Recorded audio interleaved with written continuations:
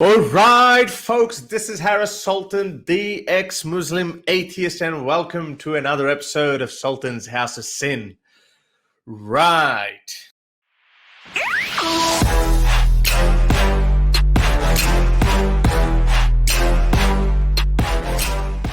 It's not really a news story. It's more so something kind of you might say, well, Harris, we already know this. All my followers and probably now even moderately educated Muslims also know this, that women, according to Prophet Muhammad, are, I'm sorry to say, not my words, Prophet Muhammad, the greatest man who ever lived, his words are, women are stupid. Now, this is Sahih al-Bukhari's hadith. As you know, Prophet said, he actually asked a group of women, isn't the witness of a woman equal to half of that of a man? The woman said, the women said, yes.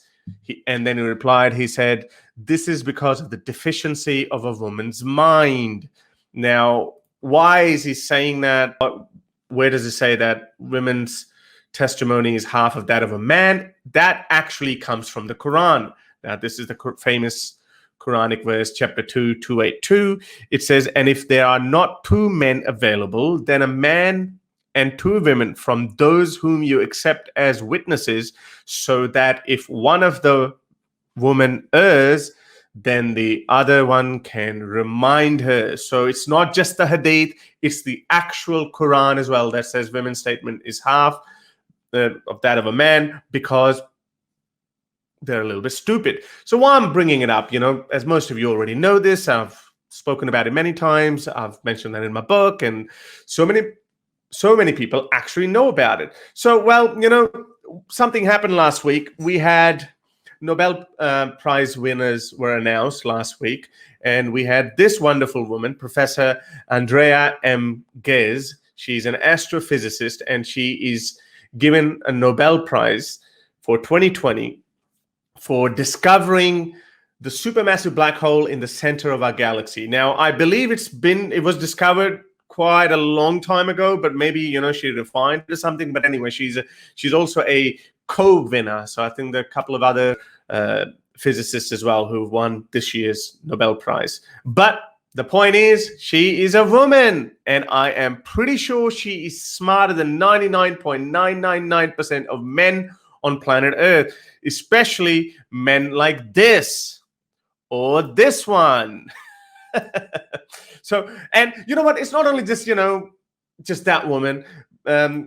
This wonderful professor, Jennifer Doudna, she also won a Nobel Prize in chemistry, along with Emmanuel Carpenter, who's a French biochemist. She also won the Nobel Prize this week in chemistry for this year.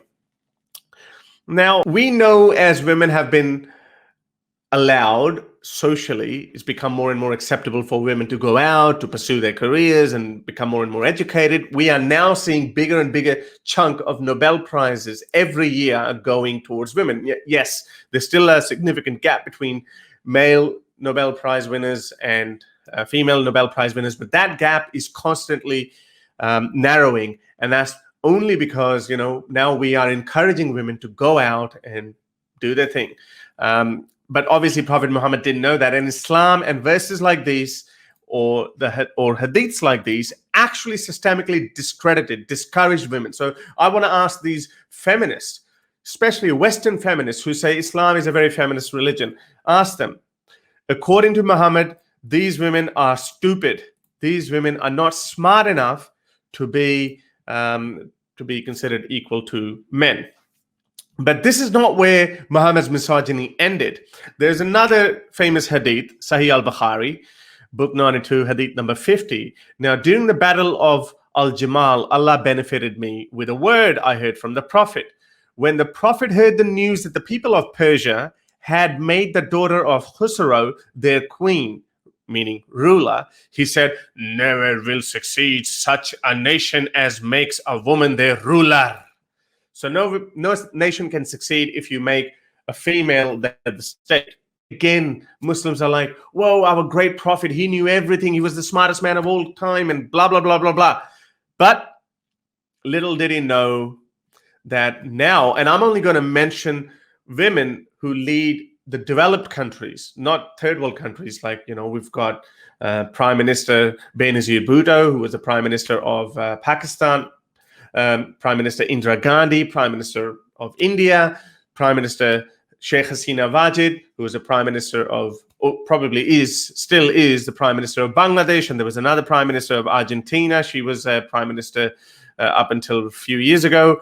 But those are, you can say those are third world countries. That's why those countries didn't succeed, even though majority of their leadership had historically been with men. So if you want to blame those countries for their leadership, then you have to blame their men. But forget about them. Let's focus on female heads of states for Western first world countries.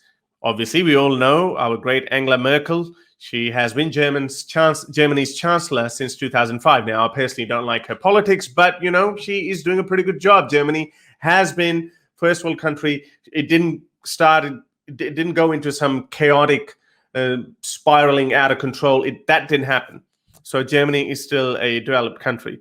Obviously, we had Helle Thorning-Schmidt. She's been a president of Denmark from 2011 to 2015. And obviously, our very own Prime Minister Julia Gillard, who also was an atheist and Prime Minister of Australia for, I think, just over 4 years. She couldn't complete her second term, and even her first term, she got that as by overthrowing Kevin Rudd. But, that is quite common. That happens in Australia, in Australian politics. Ooh, my next one. Obviously, the next one is Kolinda Grabar-Kitarović. She was the president of Croatia from 2015 to 2020. So just recently, she left her presidency. And again, my favorite, Sanna Marin. She's world's youngest head of state. She's Finnish prime minister, and she's been the prime minister of Finland since 2019. Now, these are just some of the first world country female leaders. Now, on the other hand, what these men tell us, these wonderful, amazing, intelligent men, they tell us that Prophet Muhammad was the greatest man who ever lived, and he meant it, that a nation cannot succeed if you make a woman the ruler. Such is the wisdom of our great prophet and those who follow. These guys, yes. All right, so now that was the first one. All right, how are we doing? Oh, and all we have is Mariam Nawaz. Yes, Momina, you're right. Mariam Nawaz. It's funny. In Pakistan, Pakistani politics is so corrupt that it doesn't even matter. It's not even an Islamic country. It's not a developed country. It's not even a secular country. It's nothing. It's just corrupt. So we have the biggest Islamic politician of Pakistan. His name is Fazlur Rahman. He opposed Benazir Bhutto as prime minister, and he said, well, Islam doesn't allow women leadership, and he was right about that. But now he's supporting Mariam Nawaz, who's the daughter of the previous prime minister Nawaz Sharif, and he's supporting her because it just suits him now. What happened to the hadith of the Prophet? They just ignore everything. Oh yes, I'm sorry, I can't skip Jacinda Ardern. She's our neighbor. She's a New Zealand prime minister. I think she was very young as well. I think she was 36 or 37 when she became New Zealand's prime minister. And some people say she might win the next term as well. But yes, she's wonderful. She's amazing. Someone is saying, Haris, what about Indira Gandhi? I did mention Indira Gandhi at the start. I did say I'm only mentioning the developed countries' female heads of states, even though I did mention Benazir Bhutto, Sheikh Hasina Wajid, and Indira Gandhi. Amazingly, all three women belong to India, Pakistan, and Bangladesh. What's classically been told that it's a very male-dominated society, which it kind of is, but even they could break down some barriers, whereas United States is yet to have a female president. Why do you never talk about Ghazwa-i-Hind, threats from Muslims for over 1,500 years towards India? Stop listening to Tariq Fateh, okay? Muslims are not just thinking about it that, we're going to have to conquer India. because these are silly hadiths. This is the whole point of telling you about the hadiths. I just mentioned you the hadith where Muhammad said that you cannot have a female leader. But you know how many times Benazir Bhutto, how many Muslims were diehard fans of Benazir Bhutto? So many. They elected her in because they ignore these hadiths. They don't care about these hadiths. So it's not that there are Muslims of Arabs and Pakistan and Iran and Egypt. They're all just dying to invade India. Ghazwa Hind, stop worrying about it. To help me produce more videos like these, support me on Patreon or PayPal.